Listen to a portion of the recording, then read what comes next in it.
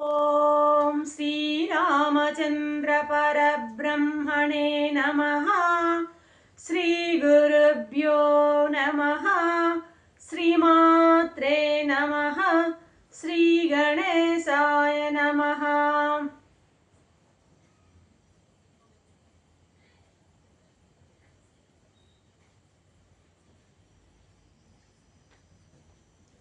ప్రియాత్మ బంధువులారా, యోగ వాసిష్టం నిర్వాణ ప్రకరణము 559వ భాగం.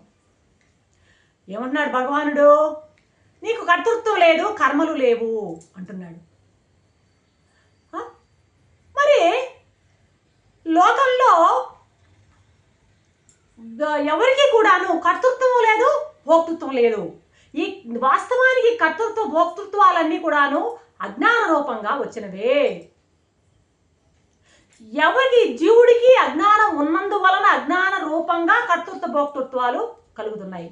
భగవంతునికి అజ్ఞానం లేదు, భగవంతుల అజ్ఞానం లేదు కాబట్టి, జీవుల్లో అజ్ఞానం ఉంది కాబట్టి వీడికి కర్తృత్వ భోక్తృత్వాలు కనబడుతున్నాయి. అజ్ఞానంగానే పోయిందంటే ఇతనే జీవన్ముక్తుడు, పరమాత్మ స్వరూపం వాడే. అతనే జీవన్ముక్తుడైనా అనబడతాడు. విదేహం శరీరం పెట్టుకొని తిరుగుతూ ఉంటే జీవన్ముక్తుడవుతాడు. శరీరాన్ని వదిలేసినట్లయితే విదేహముక్తుడుగా పిలువబడతాడు.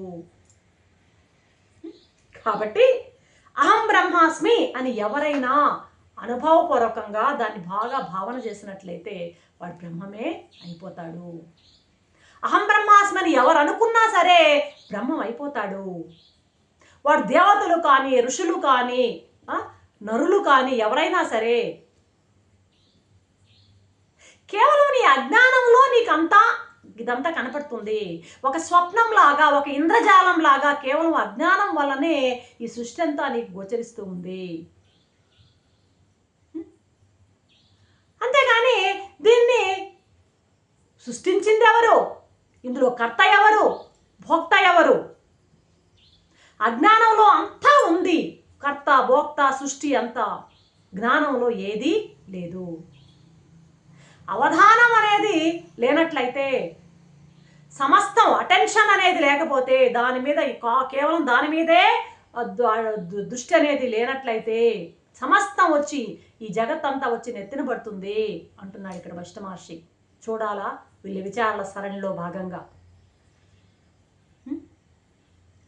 పరాన్ముఖంగా ఉంది మన మనస్సు,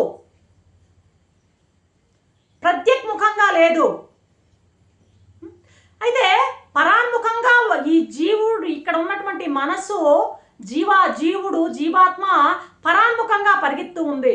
అయితే నీలోనే ప్రత్యన్ముఖంగా ఉన్నది కూడా మరుగుతుంది.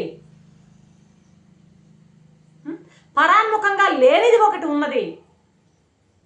అది వస్తు సిద్ధంగా ఉంది లోపల ప్రత్యేగాత్మ. అయితే నీ బుద్ధి సిద్ధంగా నీకు అది తెలవడంలే. ఇప్పుడు ఈ పరాన్ముఖత్వం నీ బుద్ధి లక్షణం కాబట్టి, బుద్ధికే పరాన్ముఖత్వం. ఎందుకు వస్తుంది పరాన్ముఖత్వం అంటే అవధానం లేకపోవడం వల్ల, అటెన్షన్ లేకపోవడం వల్ల ఇదంతా కనపడుతుంది.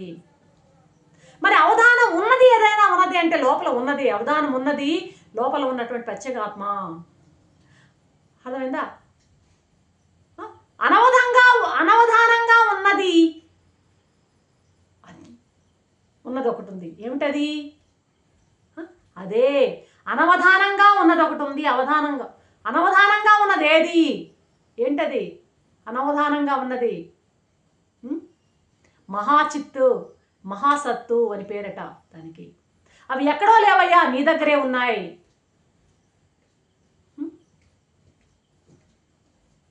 అయితే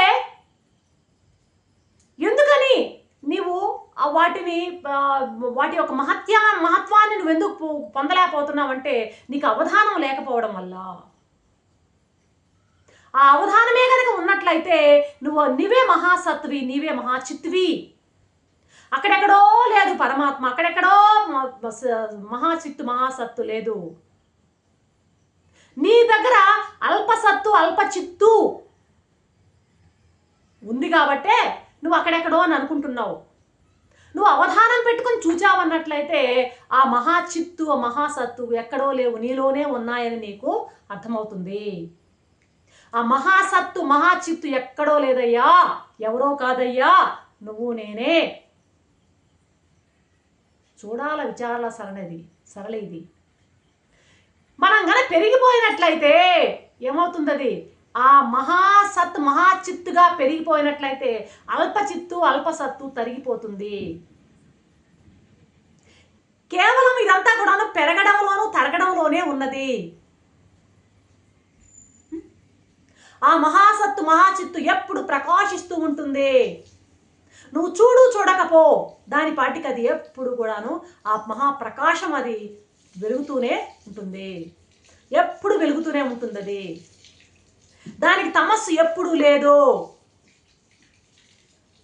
దాన్నే అంటున్నాం బ్రహ్మమని పరమాత్మని పేర్లు పెడుతున్నాం.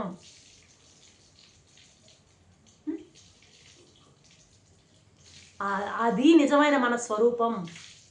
ఇలా జరుగుతోంది చూడాలలో ఉన్నటువంటి ఆ మదనం, విచారణ సరళి. భర్త పాపం అంత దూరం పోలే, ఎక్కడో ఆగిపోయాడు ఆయన, సికిధ్వజుడు. ఈవిడేమో పెరిగిపోతూ ఉన్నది, నిత్యం అంతర్ముఖమై ఆలోచనతో ఉంది. రాగం లేదు, ద్వేషం లేదు, హానం లేదు, ఉపాదానం లేదు, యథాప్రాప్తం, ఏది ప్రాప్తమైతే దాన్ని స్వీకరిస్తుంది. లోపలంతా పరమాత్మతో నిండిపోయింది. చైతన్యం అంతా కూడాను ఆ శుద్ధ చైతన్యంతో వెలిగిపోతుంది.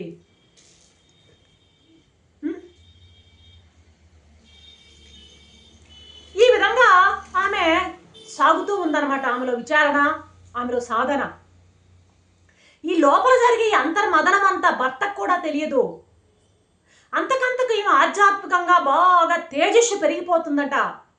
ఆపాద మస్తకం ఆ తేజస్సుతో భాసిస్తూ ఉన్నదట. ఆ వెలుగు, ఆ ప్రకాశము, దేదీప్యమానంగా ఉన్నటువంటి ఆ తల్లి ఆ వర్చస్సు అవన్నీ చూసి సికిధ్వజునికి ఆశ్చర్యమైపోయిందట. ఏంటిది, నాకేదో తేడా తెలుస్తోంది, నీలో ఇంతకు మునుపు ఇంత కళకి నేను ఎప్పుడు చూడలేదు, నీకు మళ్ళీ యవ్వనం వచ్చిందా ఏమిటి అని ఆశ్చర్యపోతున్నాడు సికిధ్వజుడు. ఏమైనా అమృతం దాయావా ఏమిటి, నీకు ఏదైనా అలభ్యమైనది లభించినది ఏదైనా లభించిందా, ప్రాప్తించిందా, ఏంటి కారణం అని ప్రశ్న పరంపరలు సంధించాడు సికిధ్వజుడు. దానికి చూడాల ఒక్క మాట అర్థం కాని రీతిలో సమాధానం ఇస్తుంది. ఓహో, ఇదా మీ ప్రశ్న, జవాబు చెప్తా అంటూ చెప్తోంది. ముక్తసరిగా చెప్తుందనమాట. ఏమంటుందామే, ఏదీ లేకుండా అంతా అయినటువంటి ఒక ఆకారాన్ని వదిలేశాను నేను, ఏది కాకుండా పోయినా అంతా అయినటువంటి మరొక ఆకారాన్ని ధరించాను. ఇది కొంచెం ట్విస్టింగ్గా ఉంది. ఏది కాకుండా ఉన్నటువంటి ఆకారంలో అంతా అయినటువంటి ఒక ఆకారాన్ని వదిలేసి ఏ ఆకారము లేకుండా సర్వాకారాలను ధరించిన ఆకారాన్ని మళ్ళీ పట్టు కూర్చున్నాను అంటుంది ఆవిడ. అంటే అర్థం ఏంటంటే, దేహాకారాన్ని, పరిమితమైనటువంటి జడాత్మకమైనటువంటి శరీరం అనేటువంటి ఆకారాన్ని వదిలేసి సర్వత్రా వ్యాపించి స్థిరాకారమైనటువంటి అన్ని ఉపాధులలో వ్యాపించినటువంటి స్థిరమైనటువంటి సకల జడ చేతనాత్మకాలన్నిటిలో వ్యాపించి ఉన్నటువంటి అన్ని ఉపాధుల్లో వ్యాపించినటువంటి సాకారంగా ఉన్నటువంటి ఒకానొక ఆకారాన్ని నేను ధరించాను అని సమాధానం చెప్తూ ఆపుతోంది. చూడాలా రేపటి ఎపిసోడ్లో ఏం చెప్తారో చూద్దాం. అంతవరకు సెలవు. సర్వం శ్రీరామచంద్ర.